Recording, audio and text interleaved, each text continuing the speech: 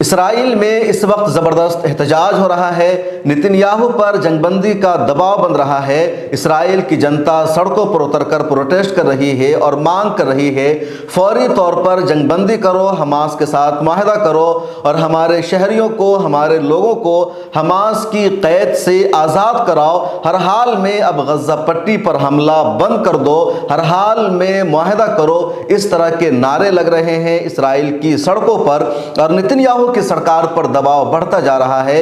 IDF کے خلاف بھی وہاں احتجاج ہونے لگا ہے، اور ان سب کی وجہ یہ ہے کہ پچھلے دنوں اسرائیل کی آرمی کے ہاتھوں 3 اسرائیلی شہریوں کی ہلاکت ہو گئی، جنہیں 7 اکتوبر کو حماس نے قیدی بنایا تھا، ان کو یرغمال بنایا تھا۔ پچھلی ویڈیو میں بھی میں نے تفصیل بتائی تھی کہ شجاعیہ کے علاقے میں اسرائیل کی آرمی نے 3 اپنے ہی شہریوں کو گولیوں سے بھون کر مار ڈالا، اور یہ سب ہوا کچھ اس طرح کہ شجاعیہ کے علاقے میں اسرائیل کی آرمی راؤنڈ کر رہی تھی، وہ چکر لگا رہی تھی، تبھی ایک بلڈنگ سے 3 لوگ نمودار ہوتے ہیں، نظر آتے ہیں۔ وہ سفید کپڑا پہنے ہوئے تھے۔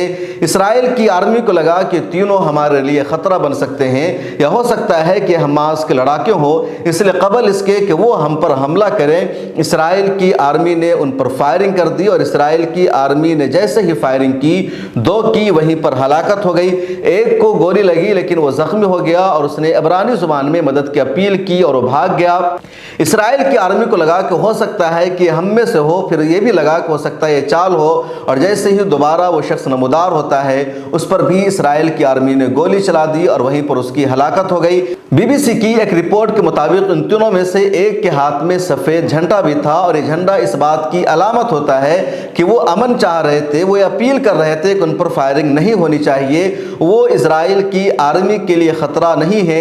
اس کے باوجود اسرائیلی آرمی نے ان تینوں پر گولی چلا دی، اور اس تینوں کی وہیں پر ہلاکت ہو گئی۔ اسرائیل میں اس کے خلاف بہت زیادہ غصہ ہے، اسرائیلی حکومت کے خلاف بہت زیادہ ناراضگی ہے، اسی وجہ سے لوگ سڑکوں پر نکل رہے ہیں۔ اسرائیلی آرمی کے ترجمان یعنی IDF کے ترجمان ڈیل ہاگری کا ایک اسٹیٹمنٹ سامنے آیا ہے، جس میں انہوں نے کہا ہے کہ ہمارے اپنے شہریوں کی ہلاکت اپنے ہی فوجیوں کے ذریعے بہت افسوسناک ہے، اور یہ سب کیسے ہوا ابھی تک باتیں سمجھ میں نہیں آ سکی ہے۔ فوری طور پر اس کی جانچ کا آدیش دے دیا گیا ہے، اور اسرائیلی آرمی کو ایک طرح سے پوری گائیڈ لائنز دی گئی ہے کہ کیسے انہیں اپنے لوگوں کی شناخت کرنی ہے اور کس طرح نہیں کرنی ہے۔ اس کے علاوہ ان تینوں کی لاش کو بھی وہاں سے لایا گیا ہے، ان کے اہل خانہ کے حوالے کیا گیا ہے۔ ان تینوں میں سے ایک کا نام ہے یوتم ہائم، دوسرے کا نام ہے الون شامریز، اور تیسرے کا نام ہے سمر اطلاقہ۔ ان تینوں کی جو ایج ہے وہ 20 سے 30 سال کے درمیان ہے۔ اسرائیلی میڈیا میں یہ بھی بتایا گیا ہے، یا اسرائیلی آرمی نے بھی اس حوالے سے جو تفصیلات بیان کی، اس میں یہ کہا گیا ہے کہ ہو سکتا ہے کہ حماس نے ان تینوں کو وہاں پر چھوڑ دیا ہو اور ہمارے خلاف ایک جال بچھائی گئی ہو۔ یہ بھی امکان ظاہر کیا جا رہا ہے کہ ہو سکتا ہے یہ تینوں حماس کی قید سے بھاگ نکلنے میں کامیاب ہو گئے ہوں، اور یہاں پر ان کو مدد کی ضرورت تھی، سپورٹ کی ضرورت تھی، لیکن اسرائیل کی آرمی نے سپورٹ کرنے کے بجائے، مدد دینے کے بجائے اپنے ہی لوگوں کو ہلاک کر دیا، اور اس کی وجہ سے امریکہ بھی ناراض ہے، اور خود اسرائیل کے خلاف دباؤ بڑھتا جا رہا ہے۔ اور اسی وجہ ہے کہ اب اسرائیل کے وزیر اعظم بنجامن نتن یاہو نے قطر کی حکومت سے مطالبہ کیا ہے کہ وہ جنگ بندی کے لیے بات چیت کرے، جنگ بندی کے معاہدہ کو آگے بڑھائے، لیکن حماس کے رہنماؤں نے 2 ٹوک کہا ہے کہ جب تک مکمل طور پر جنگ بندی نہیں ہوگی، قیدیوں کے تبادلہ کی کوئی بات چیت نہیں ہو سکتی ہے۔ اس سے پہلے قیدیوں کا تبادلہ ہوا تھا، لیکن اس وقت 7 دنوں کی عارضی جنگ بندی ہوئی تھی۔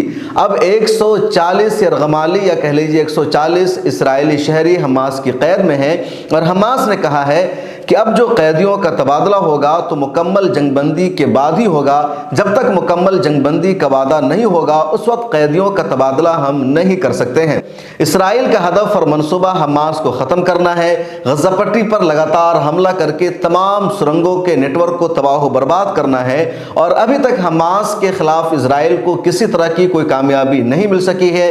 دوسری طرف اپنی ہی آرمی کے ہاتھوں اپنے ہی شہریوں کی ہلاکت نے اسرائیل کی پریشانیوں میں اور اضافہ کر دیا ہے، اور اب ہر حال میں قیدیوں کا تبادلہ یا قیدیوں کو آزاد کرانا اسرائیل کے لیے ضروری ہو گیا ہے۔ ایسے میں حماس نے اپنی شرطیں رکھ دی ہے کہ اب جو قیدیوں کے تبادلہ کی ڈیل ہوگی تو سب سے پہلی شرط اس میں یہی ہے، مکمل طور پر غزہ پٹی پر اسرائیل کو حملہ بند کرنا ہوگا۔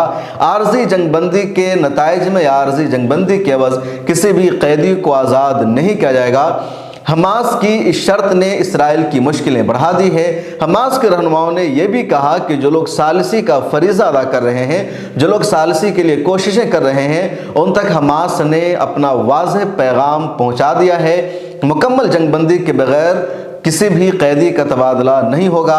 अब देखते हैं आगे क्या होता है। फिलहाल हमास ने जो शर्त रखी है वो इजराइल के लिए बहुत बड़ी शर्त। अगर इस शर्त के साथ जंगबंदी होती है तो ये इजराइल की बदतरीन और शर्मनाक हार होगी, और ऐसी हार होगी कि जिसमें इजराइल को कहीं भी कुछ भी कामयाबी मिलती हुई नज़र नहीं आएगी। दूसरी तरफ इजराइल लगातार फ़लस्तीनियों को मार रहा है, कत्ल कर रहा है। अब तक 19,000 आम फ़लस्तीनियों की शहादत हो चुकी है, जिसमें 70% मासूम बच्चे और ख़वातीन शामिल है। पूरा गज़ा शहर मलबा में तब्दील हो गया है। हर तरफ कब्रिस्तान जैसा मंजर है। इसके बावजूद हमास के लड़ाकों ने ग्राउंड ऑपरेशन में इजराइल की आर्मी को चना चबाने पर मजबूर कर रखा है। इस वीडियो में इतना ही, फिर मुलाकात होगी।